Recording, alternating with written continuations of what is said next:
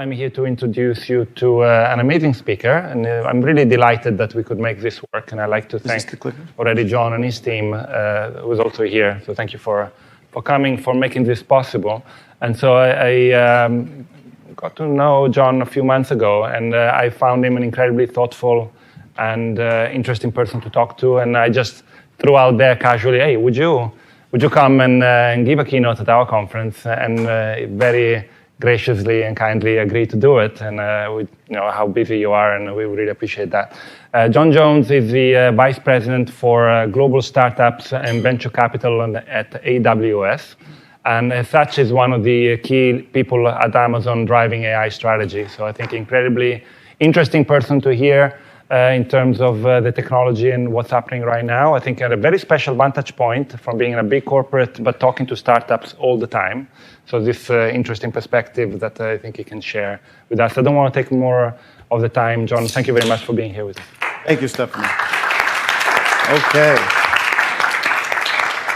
Okay, thank you. Well, we had a great conversation a few months ago, and Stefano said, "Hey, would I mind coming back to my hometown?" So I live in Seattle now, but I'm from San Francisco. I grew up in Sonoma County, about an hour north of here, and I went to school here. So I'm a proud Wharton alum, and the school's been really great to me, and the community's been amazing. And Stefano, thank you for your thought leadership in the field as well as in the academic community. It's been really impressive to see, and I do have a lot of exposure to the best talent in the world and the best startups in the world, and it's a fun time with all of the researchers coming out of some of the big labs and the amazing academic institutions. And so what I thought I would do today is maybe talk a little bit about the arc of the story and what I've seen from my perspective within cloud computing, having seen really the explosion of generative AI. Start with where we started a few years ago, kind of what we're seeing now briefly, but I think maybe some of the more fun conversation is thoughts on where things might be going. And Stefano asked me to leave time for Q&A, so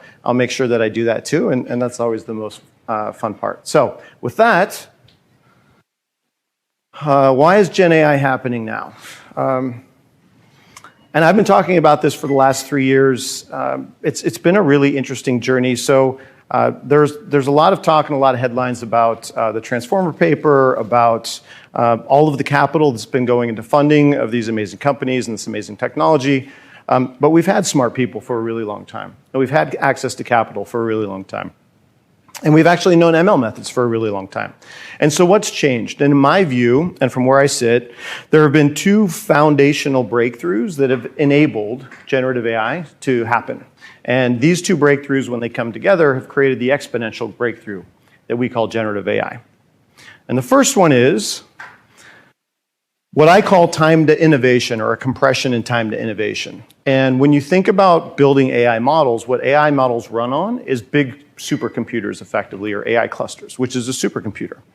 And for the majority of modern history, it would take a national lab about 7 years to build a supercomputer and go from idea and conception to capacity.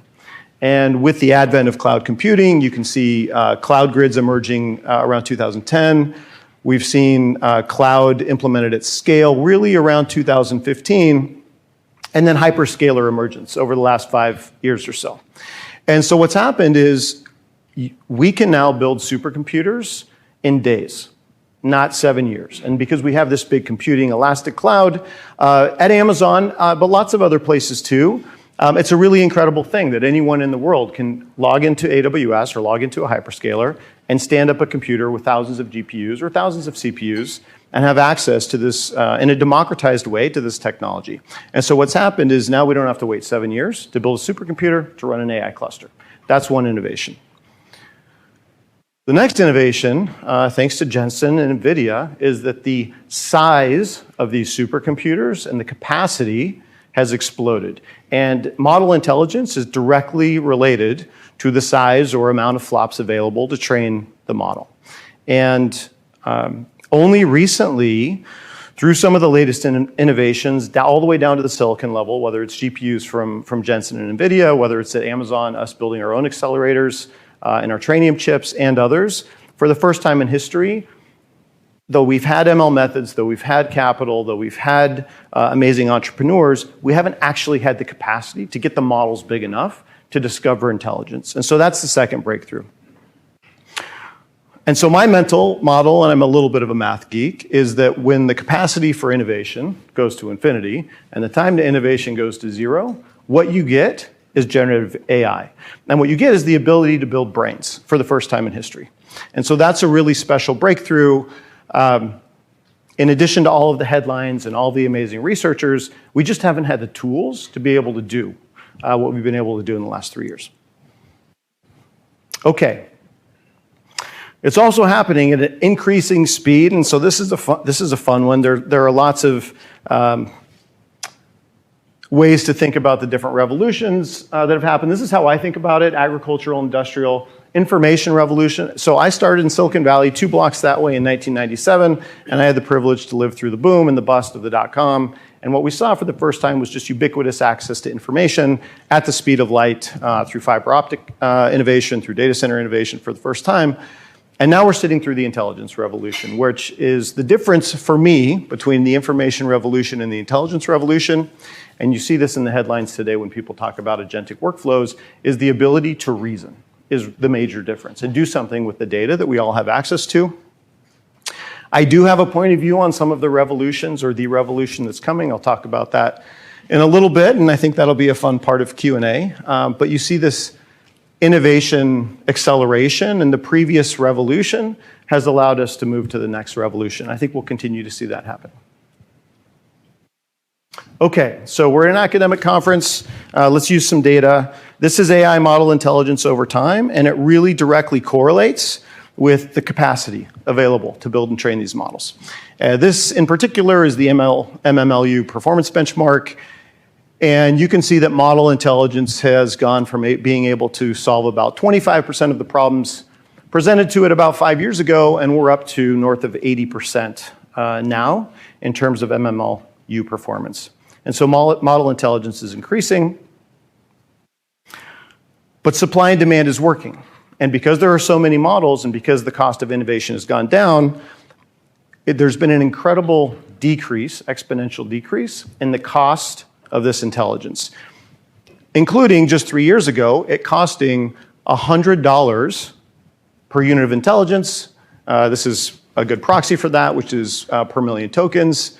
And now the cost per unit of intelligence is really just pennies. And that's an incredible compressed time frame of supply and demand working in a market that's rapidly innovating. Okay, and we see the innovation playing out. And maybe I'll come back to my roots at Amazon as a leader of the startup organization. There are incredible things happening from teams of 2 people and 10 people and 20 people. And what this is a chart about the top AI native companies. You can see leaderboard and the average revenue per employee and the average valuation per employee, $150 million valuation. Average valuation per employee. That's really incredible. It's incredible scale. It's incredible leverage. And by the way, this is probably 6 months old at this point. And so there are a whole new wave of companies that are on this chart that are continuing to evolve. One of the fun things to talk about that's in the headlines a lot is when we'll see the first one-person founder company that's generating $1 billion in revenue. We already have one-person founder companies that are valued at $1 billion. And so that breakthrough has happened. All because of the power of generative AI. And we're breaking paradigms, too. So you're all familiar with the famous iron triangle, which is in the world of project management or the physical world. You get to pick to do something either good and fast or fast and cheap or cheap and good, but it's impossible to have all 3, and that's this unicorn that no one can actually get to. And what we're seeing is that at least in the digital world for now, this isn't really true anymore. You can build things good and fast and cheap. And that's also why there's been this explosion of models being built from big companies, being built from 1-person, 2-person founder teams. And there's this shattering of a paradigm that has been long held that you can't move fast and do something well and have it be cheap. And so the reason that we are seeing this explosion of startups around the world is that the access to technology, the barriers have gone down. The requirements to be incredibly technical, to be able to build companies, is going away. And with companies like Lovable and others, you can do a one-shot prompt and build a website. And that's really incredible. I actually remember when you had to know HTML to be able to build a website. I didn't like those days. And then GoDaddy emerged and broke that paradigm, and it was templatized, and there were patterns. And now there's actually intelligence that can do it for you, and it's just, I play with it on the weekend. My son is in high school. His friend came over one weekend, and he's the smartest, nicest kid. There's not an academic or engineering bone in his body, and he built a website. And I thought, if you can build a website, the world is changing very fast. And I can build a website, and it's been a long time since I've been technical. Okay, so in a world of models, where there are thousands of models, one of the questions I've gotten, I get asked less often now, but in an explosion of models as you're building a company, it used to be that when there was one model, you would run one model under the covers in your company, and now there's been an explosion of models, and different models are good at different things. And I get asked, what's the most important AI model? And generative AI has been here long enough that it's since November 30th, 2022, which was an incredible moment in time when ChatGPT came out. It's been almost 3 years. And in 3 years, companies have been born and companies have gone out of business. And so we're seeing that we're getting back to basics. And the most important AI model is the business model. And what's been interesting is all of these researchers that have come out and started building companies, we've seen that the ones that have had access in DeepMind, in OpenAI, to basically infinite capacity on compute clusters, they come build a company, but some of them are more interested in continuing to build intelligence and build research type projects rather than building a self-funding, sustainable business model. And so what I see in the startup world and what I see in the businesses that are getting built today is the founding teams that have an eye toward product are thinking thoughtfully about margin, maybe not tomorrow, but certainly 3 to 5 years from now. Those are the teams that are figuring out how to balance research, because you can spend an infinite amount of money and get an infinite amount of intelligence, assuming the capacity is there, but you have to balance that with product market fit. And eventually, investors are not willing to fund flops. Your business has to fund the flops. And so this is one of the changes that we're seeing in terms of getting back to basics. Okay, so that's a little bit of the walk from the past. Let's talk about current state. I'll just do this briefly. No one knew what an agent was 2 years ago. I remember talking to David Luan at Adept almost 3 years ago, when he was talking about having AI go off and do a task and do it autonomously, and it was a really interesting concept. The term agentic didn't even really get robust until maybe a year ago. And so everyone's talking about agents. Agents are very powerful, but there's no common definition. So I thought I would just share the definition that we use at Amazon of agents, which is just autonomous software systems leveraging AI to reason, plan, and complete tasks on behalf of humans or systems. So that's my definition of an agent. Different companies have different definitions of agents. As I talk to venture capitalists around the world, every pitch is an agentic pitch, just like 2 years ago, every pitch was a Gen AI pitch. And they have to stop the conversation and say, well, what do you mean? What is your agent actually going to do? What's the specialization of the agent?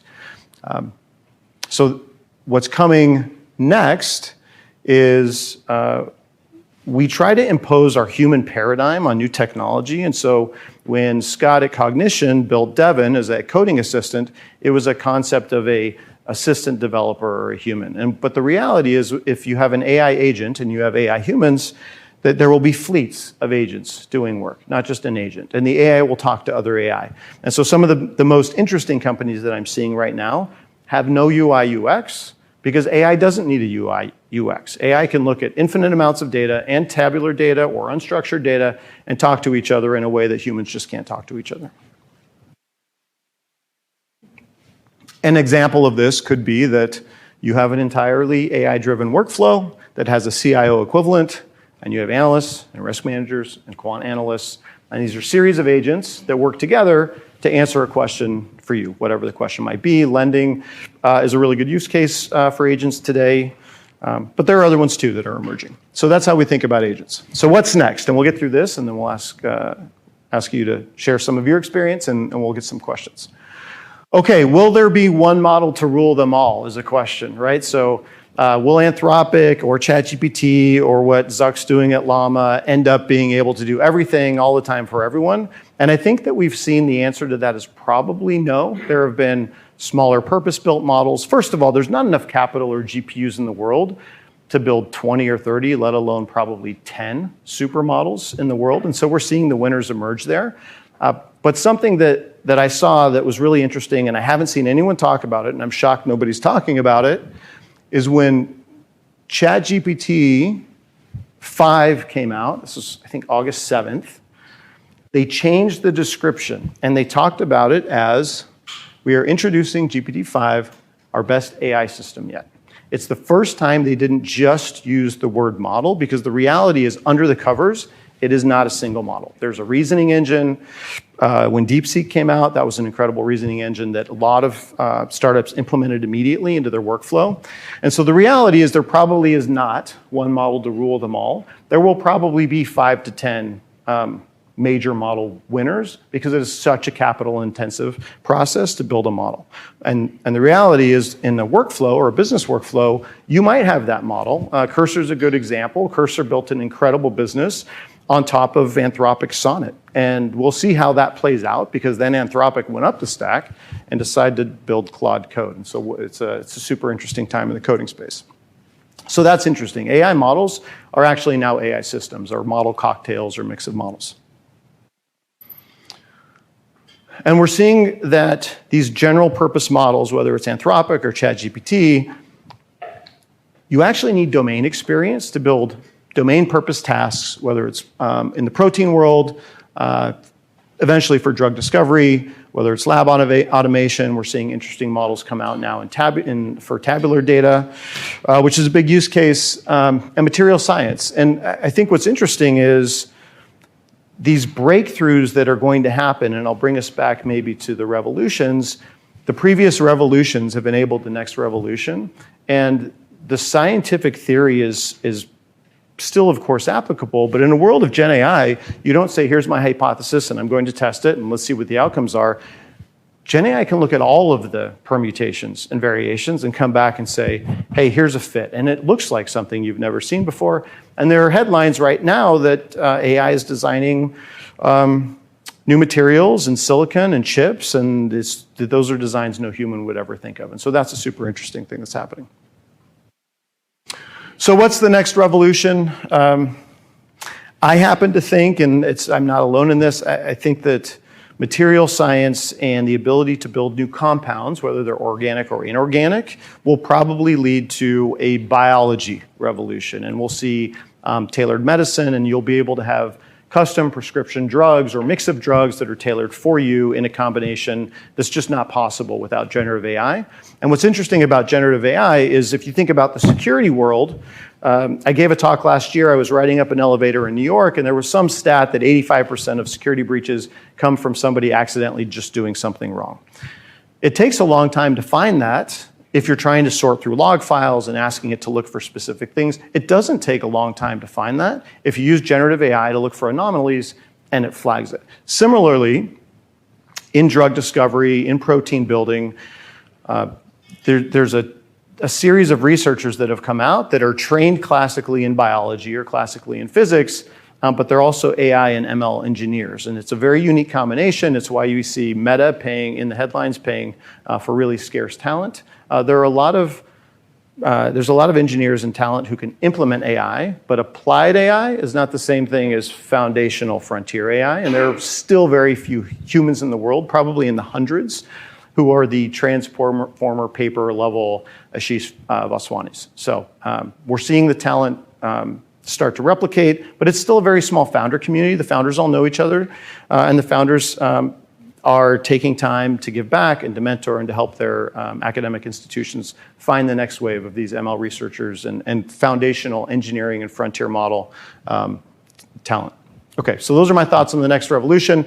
This is a slide that Jensen presented in his keynote this year, and we have an awesome partnership with Jensen and NVIDIA. And so he talks about this arc, or this trajectory, going from perception to generative AI to agentic AI to physical AI.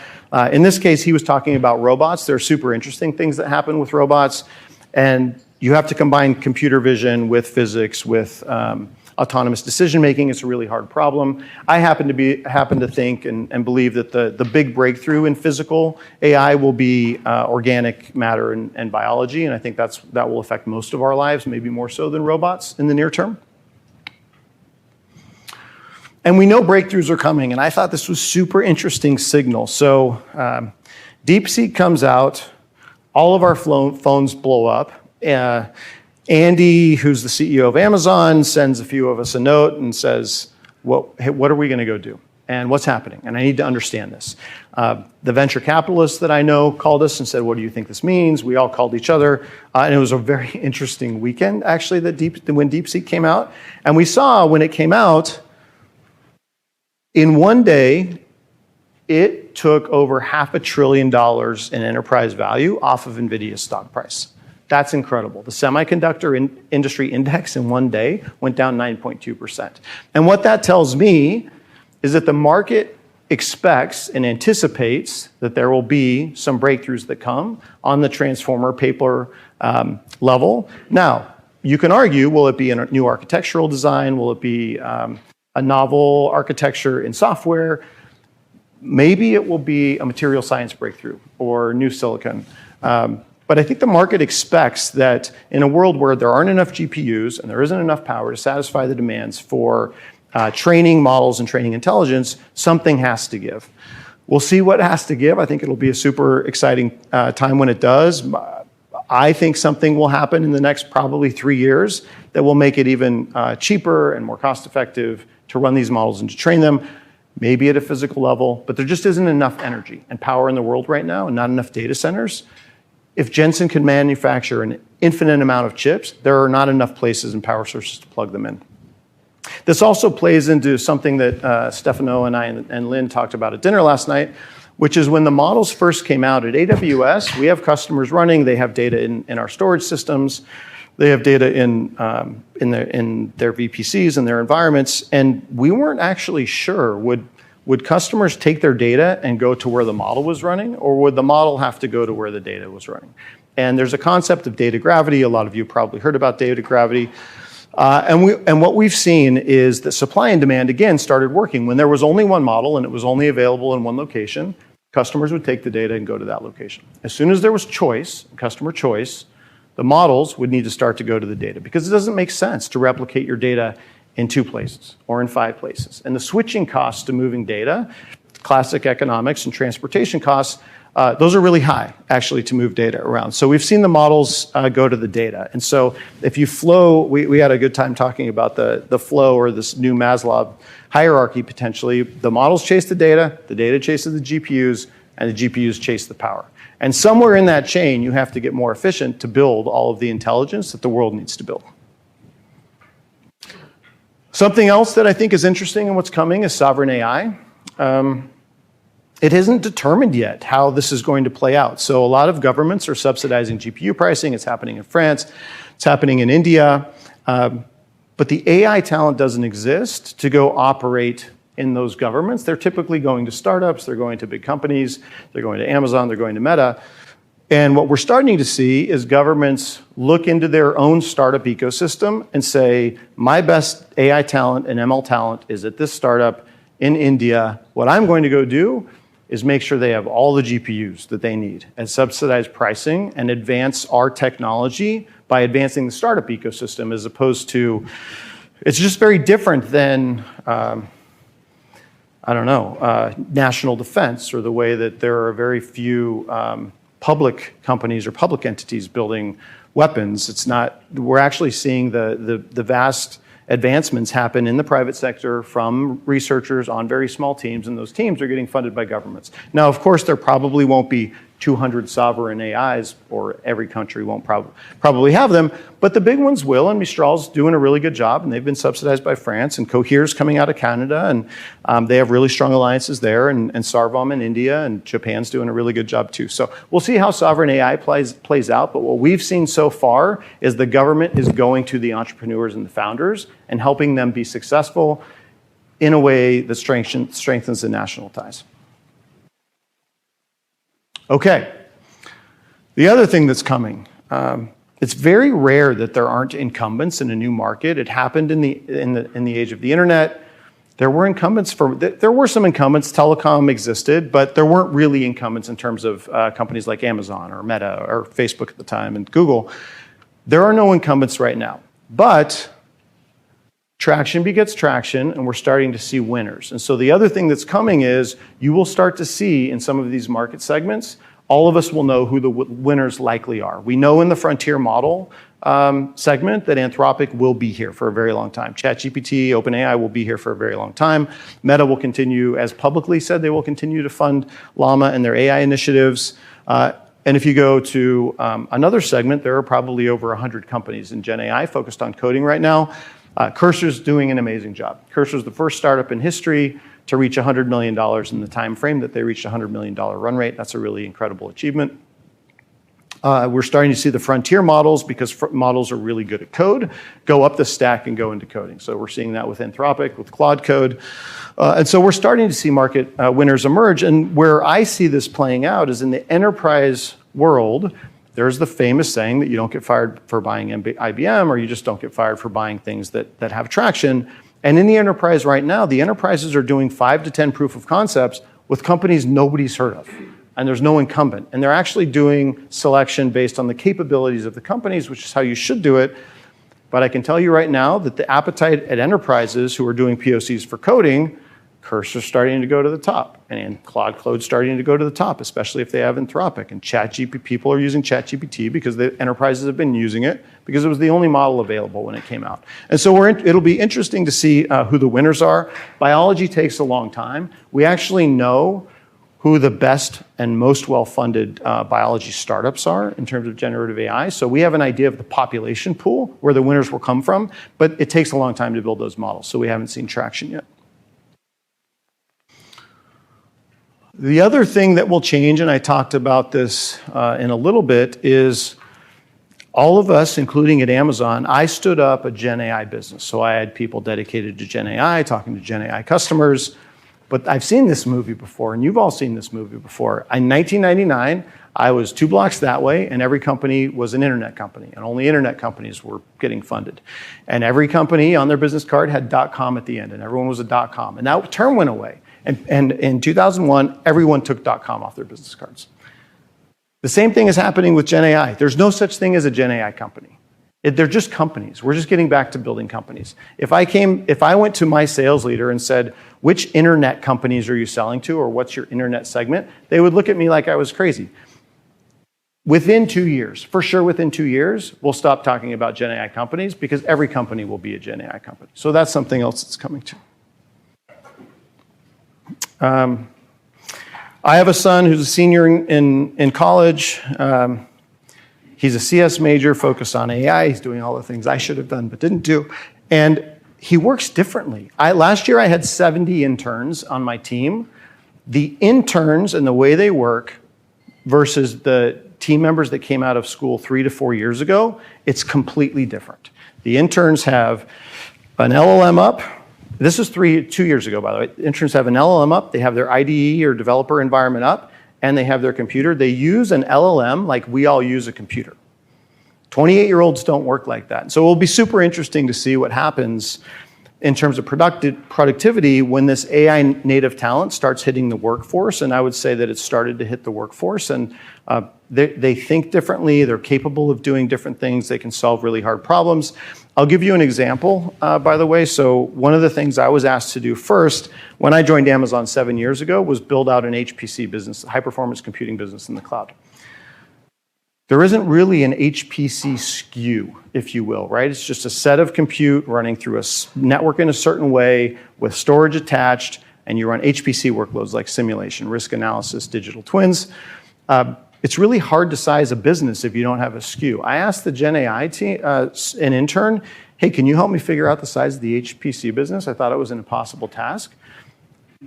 The intern was able to, instead of guessing at what it looked like, just tell Gen AI, go find me attributes that are in common with these 5 things that I know are Gen AI workloads.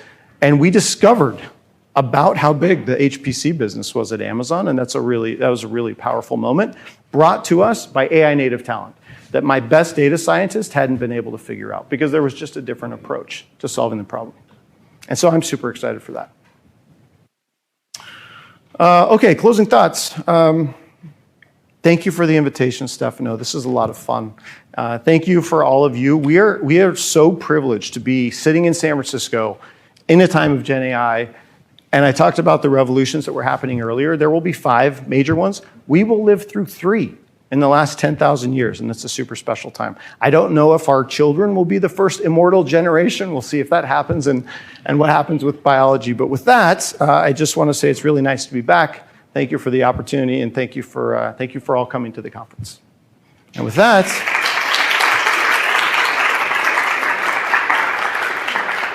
okay. Do we have time for Q&A? Yeah. Okay.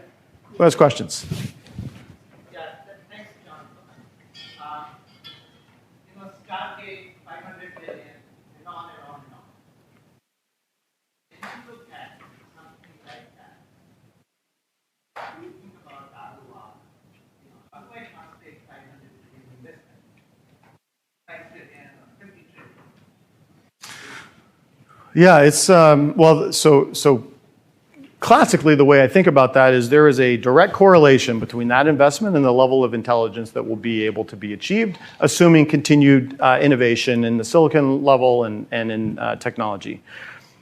It's also really, really hard to put a price on what is colonizing Mars worth. I don't know what colonizing. That's crazy. I do know that maybe governments aren't efficient enough or coordinated enough to go after something like that. And so I'm really pleased to see that from where I sit in a capitalist economy, that some of the people who have done the best are funding projects that maybe get us into different and new places that the public sector can't do. So I think the teams funding those have personal passions and reasons to do it. We see that from Jeff, who's our founder. He cares a lot about robotics. He and Elon have different hypotheses as to whether we'll colonize the moon first or Mars first, but I love that 2 people have different hypotheses and we're going after it. So it will take a lot of GPUs to go after the mission. And I like where I sit at Amazon.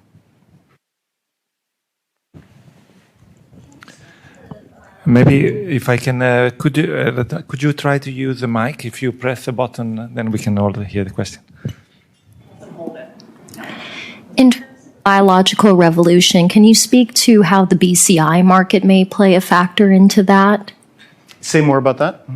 So just your perspective on the brain-to-computer interface market and how that may influence the biological revolution, as well as startups in that space. Yeah, so thank you for that. When I'm talking about the biological revolution, what I typically think about is just new ways for drug discovery. I think the BCI, the interface, is a super interesting way to go about that. That might help with visualization. It might help anything that removes the barrier to access to asking intelligence to do a thing for you is good. What I hope for BCI is that it enables something beyond keyboard entry, something beyond voice entry, and a more flexible, less deterministic way to interface with the models. We'll see. I don't know. Do you have a hypothesis on that?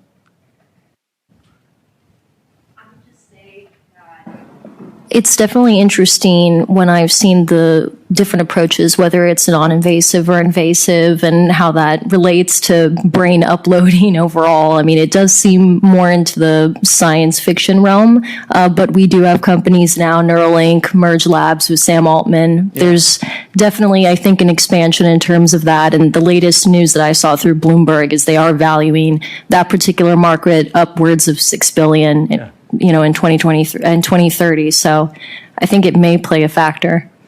Yeah, it's. I think intelligence and the core intelligence will probably still be where the value is, but how you can be a force multiplier on that intelligence through BCI is we'll see how that plays out.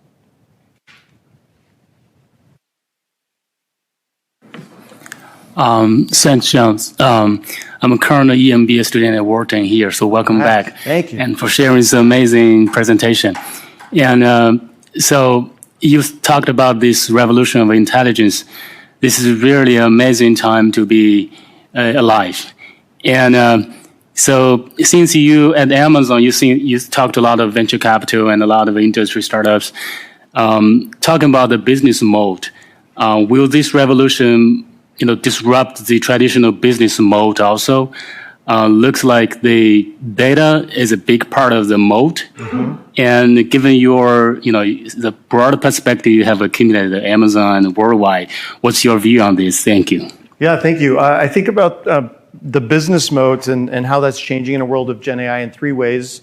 The first one is for big moonshot projects, there is a barrier to entry, a capital barrier to entry. And so there are only so many companies that can get funded or that venture community has an appetite to fund that are going after general purpose, for sure, frontier models. And so capital will continue to be a barrier to entry or a moat.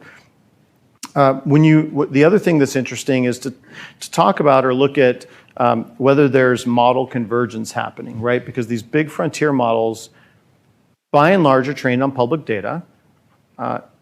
And more public data generally makes models smarter. But what we're finding, and this goes, it's interesting to see almost a resurgence of digital twin. We just happen to call it synthetic data now.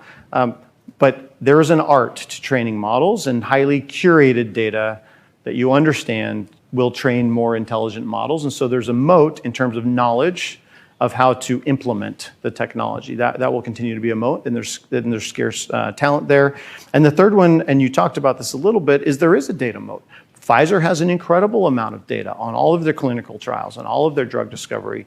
Morgan Stanley is, any financial institution has data that, and what we're seeing is them starting to fine-tune or do reinforcement learning on models that then end up being purpose-built for them and deployed for them. And so I believe that data is the real gold. The models are the picks and axes, but the data is the gold. And so there is a somewhat of a moat. If there are companies that have access to data, by the way, we're starting to see big data transactions in the market and companies buying data in private markets from each other in order to do exactly this. So I think that's interesting. But generally, it is way easier to build a company now. And there are people in their garages doing not anything that hits the headlines, $1 million businesses, $2 million businesses out of their garage. High school kids are doing this. And so I also expect that we will see the long tail continue to be productive, and some of those will spike and pop and go viral, and network effects are still a thing. And so traction begets traction, and I think we'll continue to see that too. Yes? Yeah, just a follow-up to what he asked. Use the mic. Yeah, a follow-up is, what about the sort of the newer kind of monetization models? If you think of cloud computing, Salesforce.com changed the model to the subscription-based model. Right. Okay. Yeah, thank you. The question is new monetization and pricing schemes or strategies. I know that's been a topic of discussion. I think there have been some breakout groups on that yesterday, maybe even. There's a lot of business model innovation that's happening. It's really hard, similar to being able to spend an infinite amount of money on GPUs to get a smart model. You can spend lots of money on tokens. And historically, it was kind of unidirectional. You could send tokens in, you get a response back. Well, as soon as you start to ask a model to do reasoning, you have high variability in what a task will cost, and it's really, really hard to price that.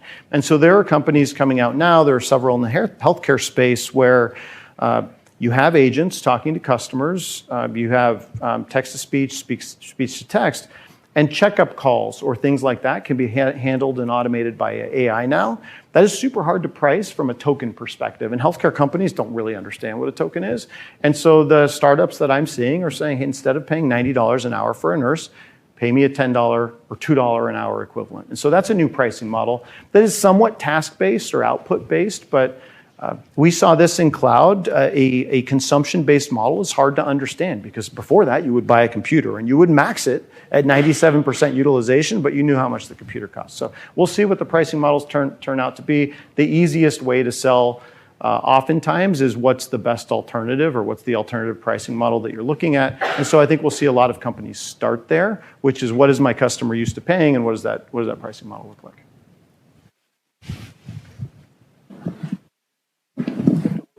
Sorry, yeah, thank you.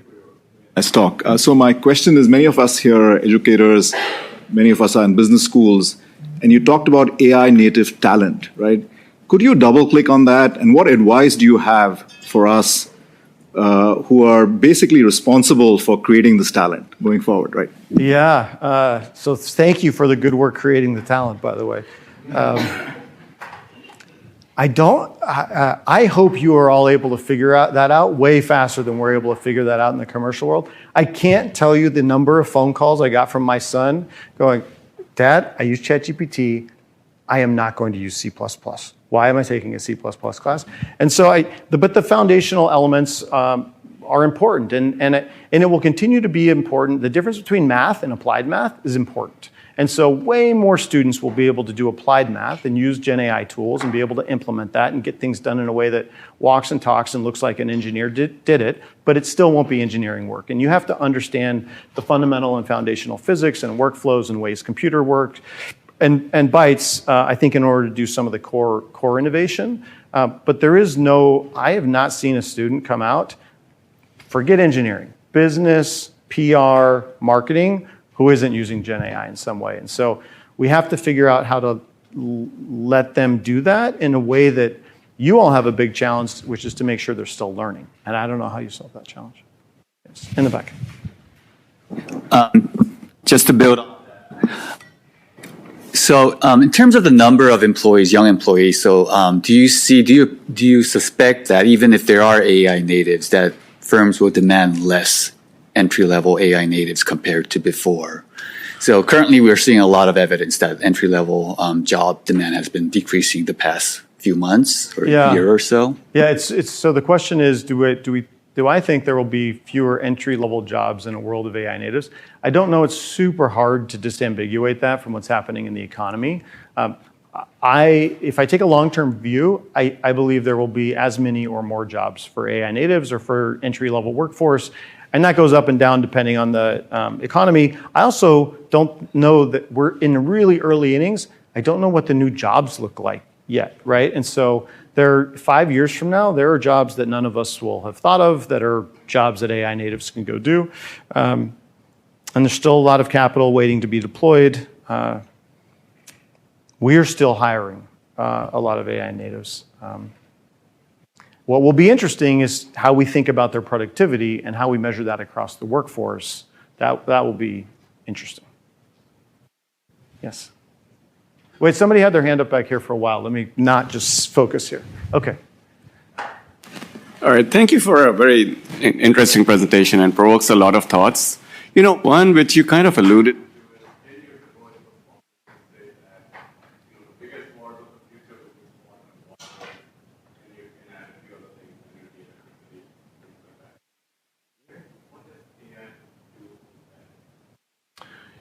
Yeah, the question is, what does AI do to wars or conflict, or what's the role of AI in the modern world with that? And also because of this, the consumption and scarcity creation around water, electricity, and so forth. Oh, for water. Okay, yeah.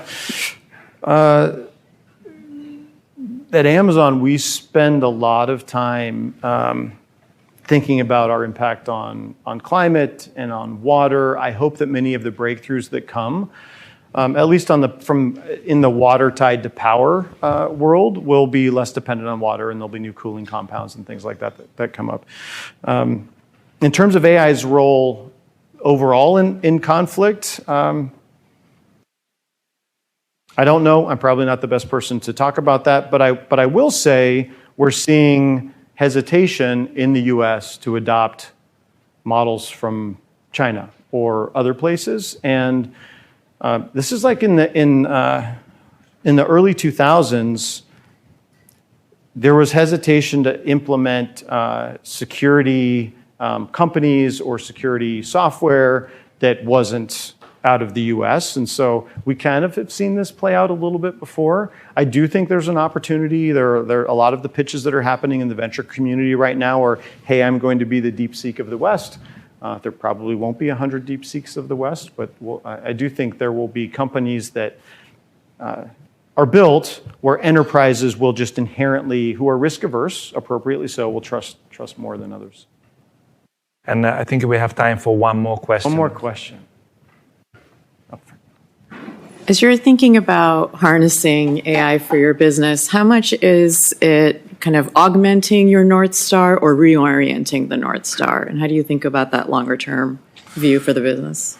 So the North Star is Gen AI will be everywhere, and we better figure out how to use it. I would maybe a mental model there is there are three impacts on our business that we think about Gen AI. The first one is it can save costs, right? Or there will be efficiency gains from AI, and so we actively look for that bucket of things. The second one is there will be, it sounds the same, but in a different way, productivity or revenue gains, speeding up product development, and helping us go to market faster or reach bigger audience. And so one's on the cost side, one's on the revenue side, and the third one I would say is just risk mitigation is interesting because AI has risk, and so you have to constantly think about if I put AI out there, what will it look like? There are fun headlines around airlines selling tickets accidentally for cheaper, but what we saw in terms of real world adoption of AI, because companies have to think about this, is as soon as ChatGPT came out,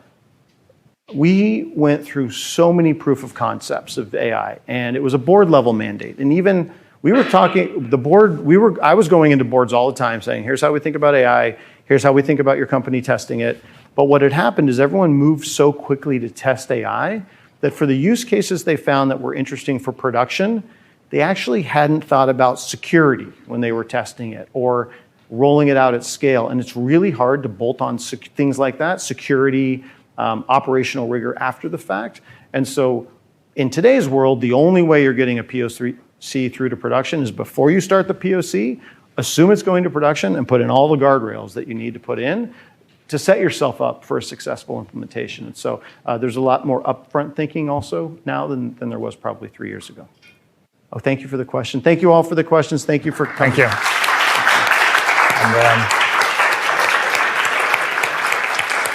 And in my introduction, I had told you that John was incredibly insightful and thoughtful, and you could see that indeed here. It was incredibly interesting. I took lots of notes. I think my teaching will benefit from your message. Thank you very much. Thank you, Stefano. Thank you.